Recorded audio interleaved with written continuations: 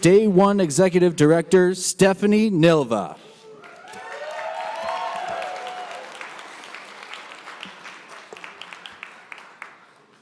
Thank you so much, Nicole, for your courage, for your advocacy on behalf of other young people. I am so proud of you and so honored to share a stage with you. Welcome, everybody. It's been a minute. There are so many new faces here. I am the founder and the executive director of Day One, Stephanie Nilva.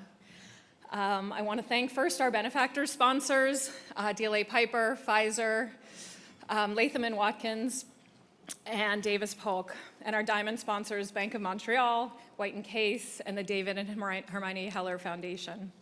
I also want to thank our host committee members and our extraordinary board member and host committee chair, Whitney Gaston.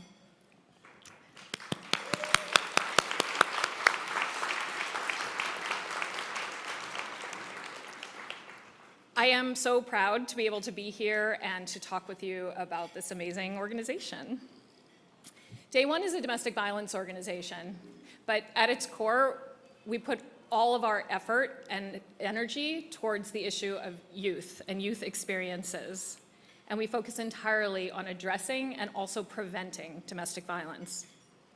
Every minute, 20 people are assaulted by an intimate partner, but alone among many nonprofits, Day One commits its full resources to young people. And among that, the prevalence of domestic violence includes 1/4 of men and 1/4 of all women and 1 in 9 men, and the non-binary community rates are even higher. And women between 16 and 24 experience more domestic violence than any other age group. Think about that. Between 16 and 24, that's the age that young people are experiencing more domestic violence, 3 times the rate of the adults that experience harm in their relationships. For better and sometimes worse, young people in their most formative years have already absorbed and often normalized what the relationships they're seeing around them among their friends, their family, on Netflix, online. Day One works with young people, mainly middle schoolers and high schoolers, and only up to the age of 24. We provide in-school workshops about healthy relationships during those crucial years. We give them context, language, and safe ways to recognize abusive behaviors and early signs of harm. We provide counseling to young people who've experienced sexual assault while they're dating, and we provide legal assistance to people who've experienced relationship violence. This combination of prevention and intervention is unique among youth-serving organizations. Only Day One has this scope of services. Reports of severe intimate partner violence skyrocketed during the pandemic. Calls to the New York State Domestic Violence Hotline went up 30%, and requests for Day One services went up 70%. In a normal environment, we see our clients face to face. When they need help, they see Day One in schools, in our office, in our city-run family justice centers, in each borough.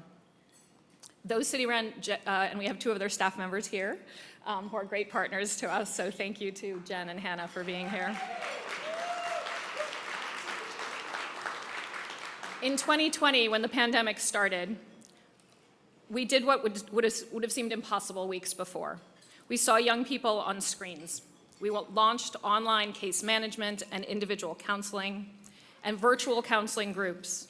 We even discovered that as we reduced the barriers such as travel and cost to come to our office for counseling groups, that our services became more accessible, and so we have new services that we can now offer. We also saw our legal clients online. We processed their cases through new online portals, even conducting virtual hearings and trials, getting them stay-away orders for students in the same schools, immigration assistance, protective orders that prevent online harassment, and custody orders for young parents. So there are a lot of lawyers here, I know. I started my career, giggles, okay. I started my career representing adults in domestic violence proceedings. But what was missing was the opportunity to get ahead of the problem. And that's why Day One was founded, to help young survivors while also getting involved before the problem happens. Our trainers travel to middle schools and high schools, delivering workshops about spotting relationship red flags, monitoring your own unhealthy behaviors, navigating consent, practicing healthy relationship habits, and staying safe online. We also have social workers stationed in 8 high schools full-time where they are delivering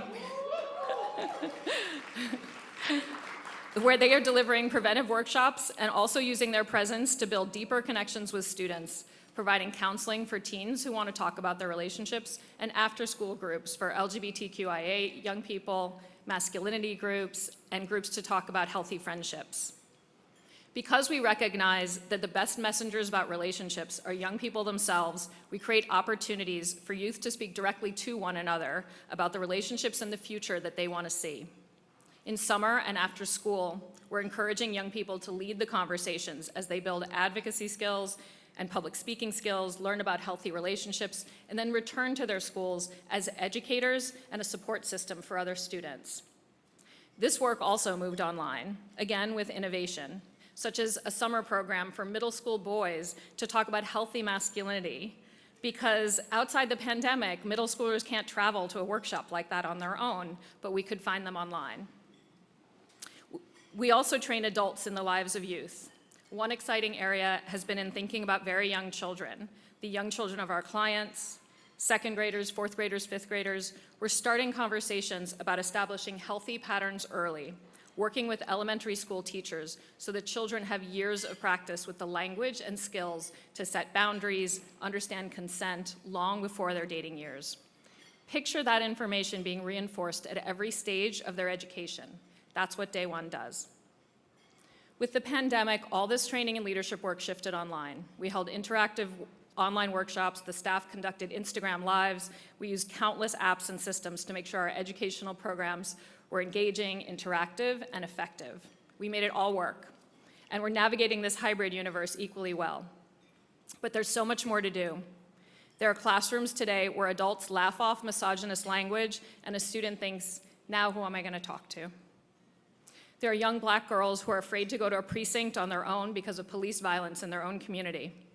There's a gay teen who's not out to their parents, so they can't reach out for help.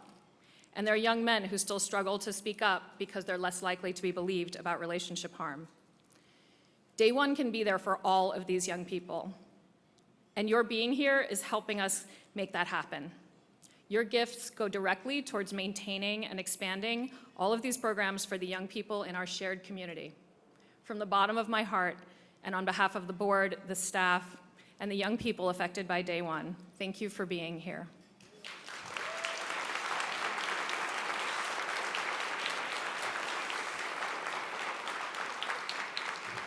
I lastly just want to congratulate Laura and all of my mind-boggling, amazing colleagues for being honored tonight. Thank you. Thank you to our fantastic board members who brought all of you here tonight, and thank you to every single one of you. Have a wonderful evening.